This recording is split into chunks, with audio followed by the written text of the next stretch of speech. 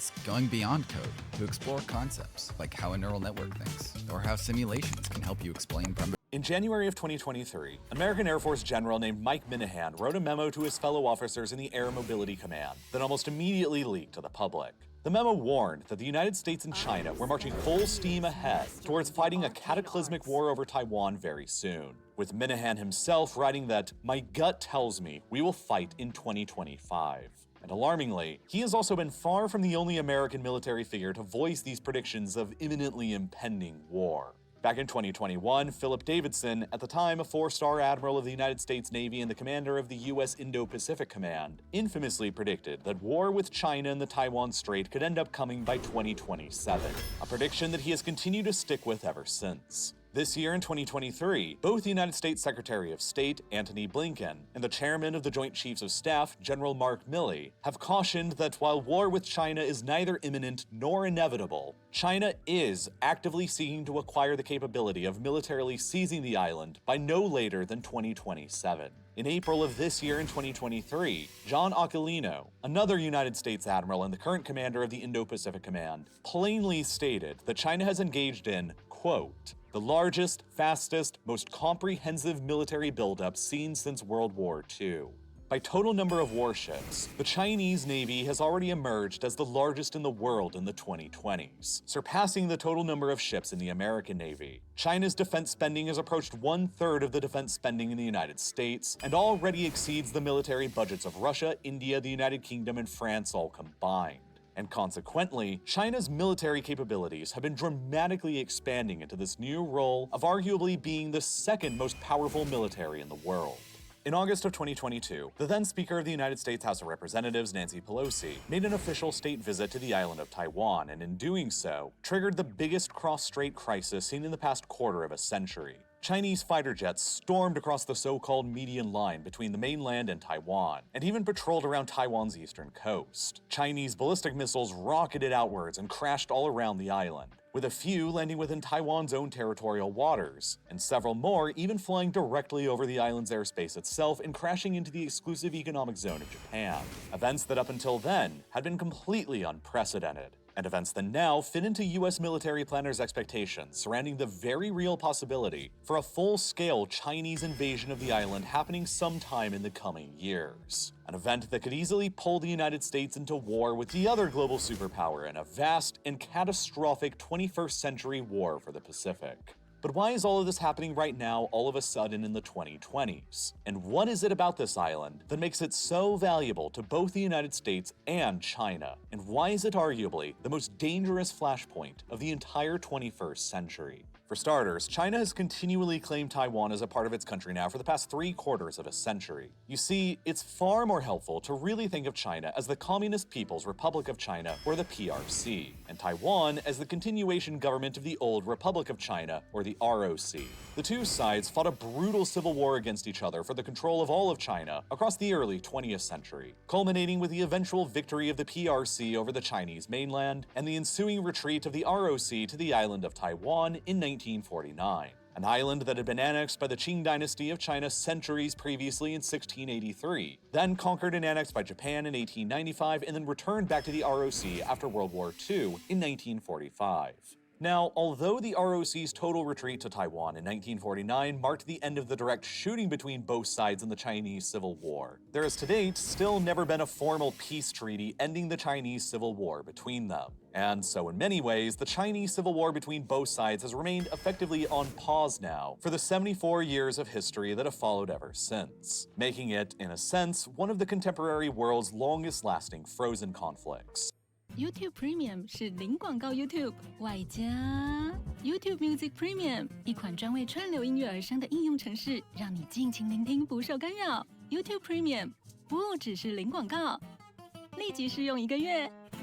The PRC has continually over all this time asserted that it is the sole legitimate government of all of China, and that the island of Taiwan constitutes an inalienable part of that China. This is referred to as the One China policy, and it is why Beijing doesn't view Taiwan as an independent country, but as a core part of China that is currently in rebellion and being led by the rogue government of the ROC. It is why the PRC refuses to have diplomatic relations with any country that recognizes the ROC as the government of China over itself. And owing to the PRC's dramatically larger population, manufacturing, and economic base, the vast majority of the world's countries have long since abandoned their formal diplomatic relations with the ROC in favor of the PRC. As of 2023, only 13 countries in the world remain who maintain formal diplomatic relations with the ROC, and most of them are very tiny ones. The largest are Guatemala, Haiti, and Paraguay.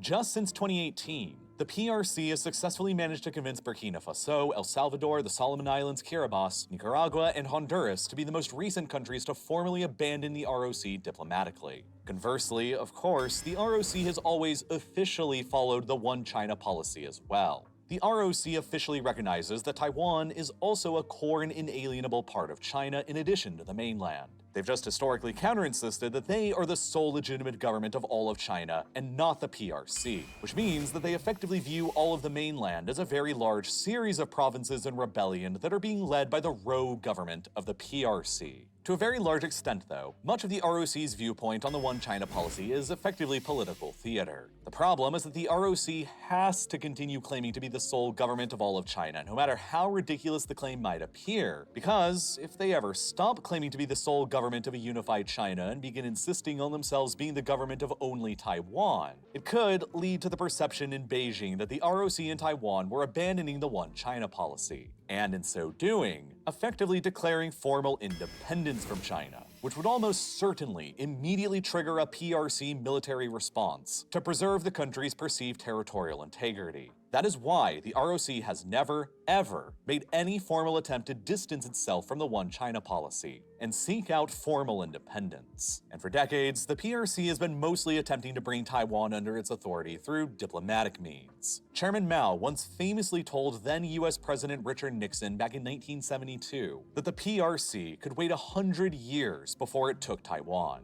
But now in 2023, little more than half a century later from those words, it appears that Beijing is indeed growing increasingly impatient with this long-desired objective. For 74 long years, ever since 1949, diplomacy and what Beijing refers to as peaceful reunification have not worked, and the status quo has remained. Now, the PRC's demographic and economic outlook beyond the 2020s look in doubt. Beijing knows that after 2030, its demographics and economy will begin getting worse and worse with every passing year. And so it knows that the option of taking Taiwan militarily through force will be easier within this decade than the next one while they are relatively stronger now. The PRC has made it abundantly clear that they have never and will never renounce the right to one day use force to bring Taiwan under its control. And in order to try and deny the PRC from ever being able to use that option of force, the United States and Taiwan alike have been increasingly preparing themselves across the Pacific for a war with the other rising global superpower that they do not want. Because if it happens, it will completely upend our entire world as we know it, and nothing you know will ever be the same again.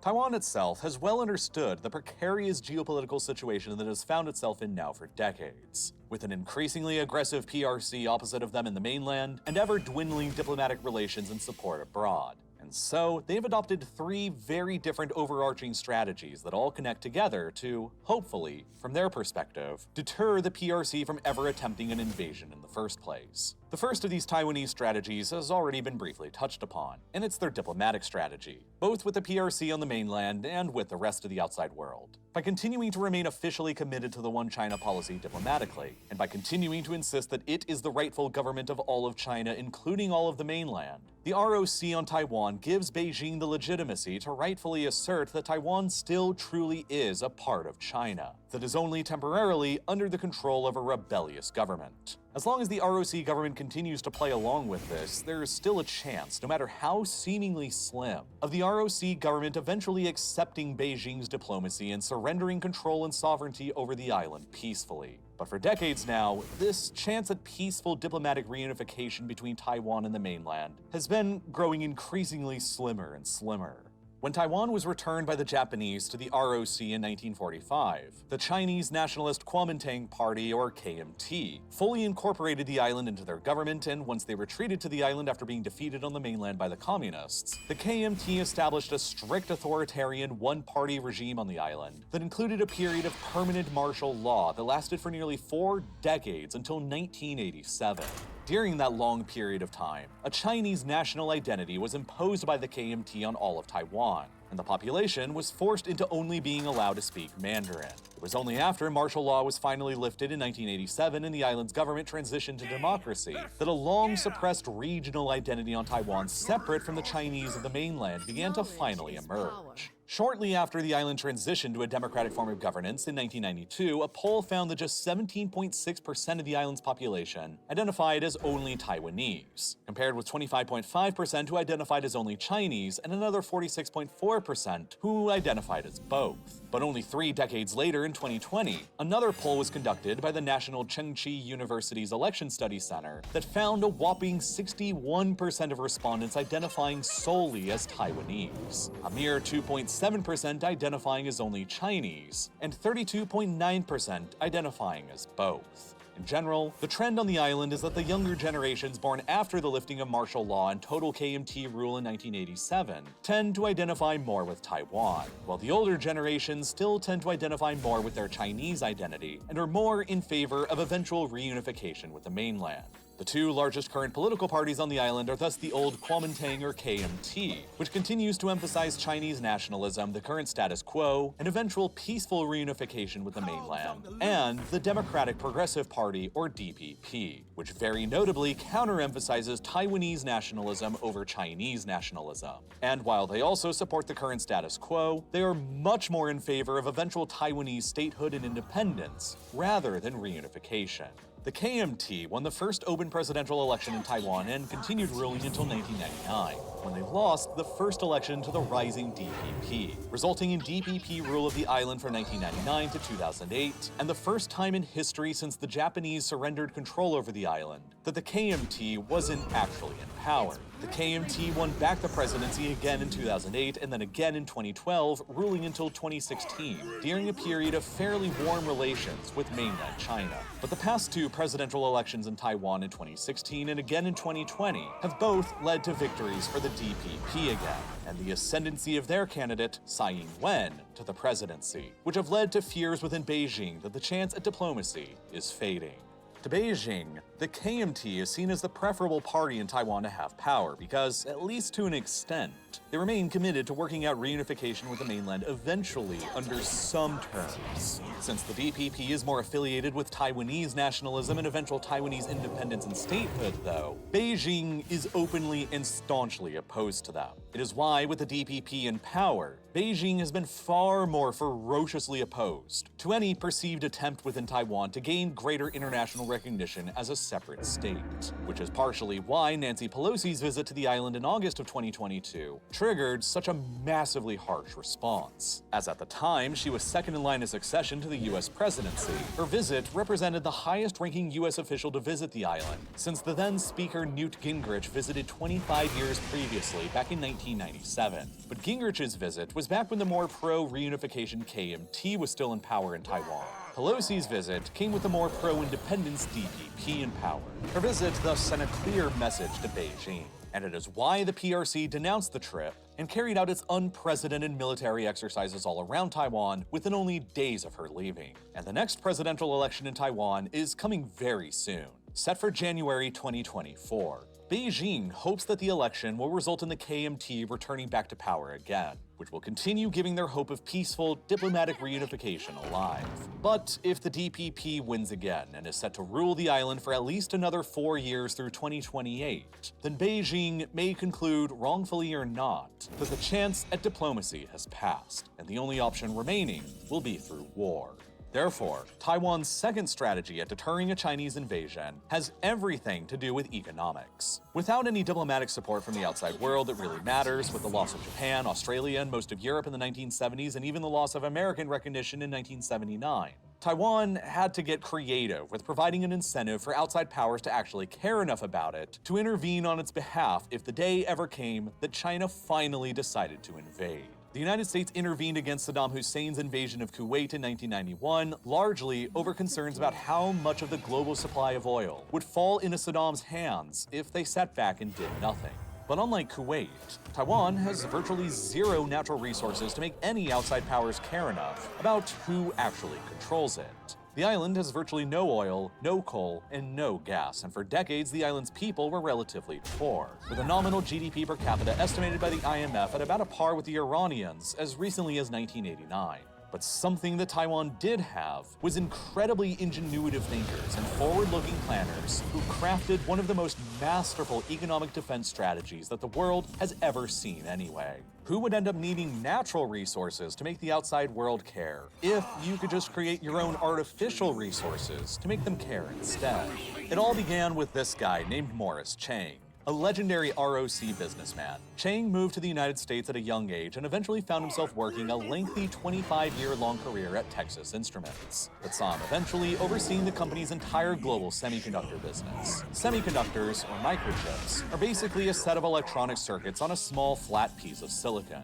On these chips, transistors act as miniature electrical switches that can turn a current on or off. And a modern microchip the size of your fingernail can contain literally billions of these transistors that can be measured in mere nanometers of scale, smaller than even a virus. After being invented and developed in the United States, microchips steadily grew smaller, grew ever higher numbers of transistors on them, and grew more advanced to become one of the most important new resources for our modern world, powering just about everything you can think of, from computers to smartphones to digital cameras to drones to microwaves to air conditioners to cryptocurrency mining to the stock market to calculators and dozens of other applications, including, critically, military ones like guided missiles, fighter jets, and emerging artificial intelligence. US companies originally dominated every facet of microchip production, from research and development to design to the creation of highly specialized tools required to manufacture them, and to the actual manufacturing process itself.